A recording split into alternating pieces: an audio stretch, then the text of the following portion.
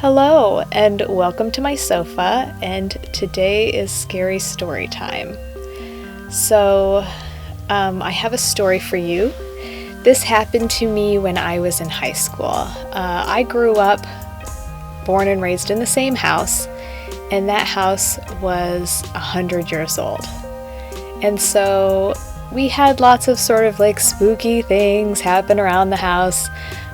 Doors would open by themselves, curtains would move, all things that can be explained because the house was very old. So, as a house settles, the doors aren't really plumb anymore. And, as the house shifts, or, somebody walking down a hallway can open a door and it's very spooky. The windows were original to the house, so sometimes if the gust of wind would catch them just right, it could move a curtain, and that was very spooky. And just old houses, if you live in an old house, you know that they groan and creak, and they make thumping sounds sometimes, and it can be a little spooky, but it's all very explainable. So I only have a couple of stories about my house when I was growing up that were, not readily explainable. So let's get to it. Okay, so I'm in high school. I'm involved in a lot of activities, and I don't remember what it was exactly, but maybe it was a show choir rehearsal, because I was a big choir geek. So I was staying after school, but not very late, just a bit, because it was pretty bright outside. It was bright daylight, when I got home. So I think it must have been like late spring, because it was very warm. So I pull up to my house in my 74 Camaro, because that's what I drove. I drove my mom's old classic car, and I parked it in the garage, and I grabbed my backpack out of the back and slung it over my shoulder, and I walked all the way across the driveway, which was this big open driveway, because it was sort of like it used to be a farmstead, so the driveway was big enough for like machinery to turn around.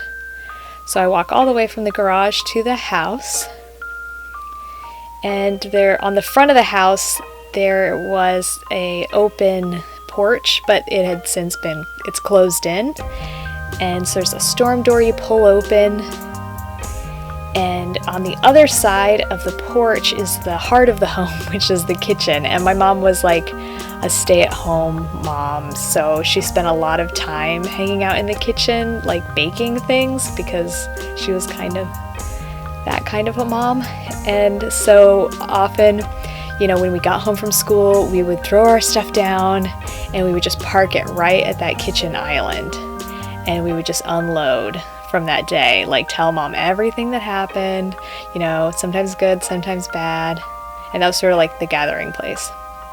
So I step onto the porch, the storm door kind of slapping shut behind me, and I read, and as I'm stepping into the porch, I can clearly hear like this womanly banter on the other side of the door.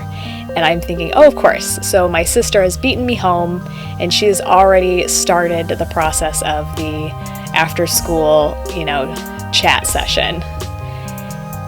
And so, it's just like, I can't make out what they're saying, but it's very like, like on the other side of the door.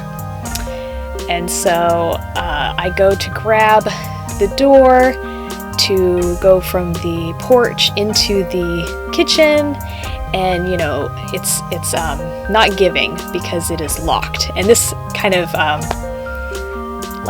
makes me stop for a second, because I don't know if you are familiar with, like, very rural homes, but, you don't lock the door ever. Maybe we locked it at night. And we would lock it before we went on vacation. But, average afternoon, there was no reason for that door to be locked. We would leave our keys in the vehicles in the driveway. That's just, how things are. So I pull the door handle and it's locked. And I'm thinking well, that's inconvenient. And then I'm thinking, okay, so my sister beat me home. She's a brat. She's locked me out. She thinks it's hilarious. So I like, I'm not gonna knock because I don't want to give her the satisfaction, and if she locked me out, she's not gonna let me in anyway. So I take matters into my own hands, and like, we didn't even carry house keys on us. Like, that's how often the door was locked. Like, we don't even have a house key.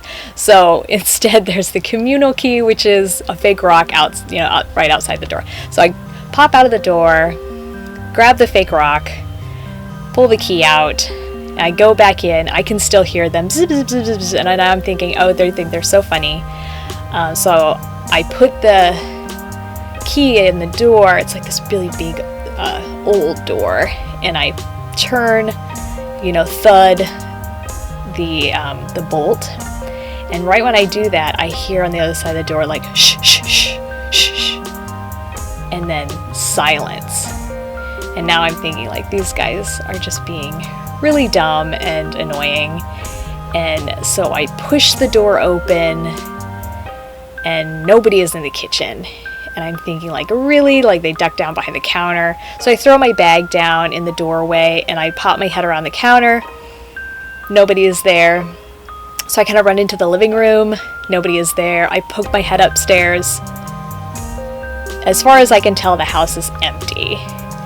And, like, my sister is also a teenager, and my mom is a grown woman, so I'm thinking, like, we're not playing hide and seek. I was just very confused and perplexed and bewildered, and then I started to kind of feel like a rock in my stomach of, like, this is very weird. And so I go back to where I started at the door, and I put my backpack back on, and I pull the key out of the door, and I shut the door behind me, like, not locking it. I return the key to the block, and then I walk back across the driveway to the garage, and I look in the stall next to where my Camaro's parked, and that stall is empty. So Mom is not home. Like, somebody is gone. So like, everybody was gone. And so I just hopped in my car, and I drove to the neighbor's house, which is, like, the next mile over to my friend's house. And I just hung out with them until I thought maybe, Mom was home, and I called and later, and then she was home, and they were out. So kind of spooky. I don't know. I mean, it's not like over the top spooky, but that's, my spooky stories are not, not that exciting. So, but I hope that you found it a little spooky. And I hope it made your spooky season a little more enjoyable, because who doesn't like story time? So yeah, stay tuned for another story time. Stick around.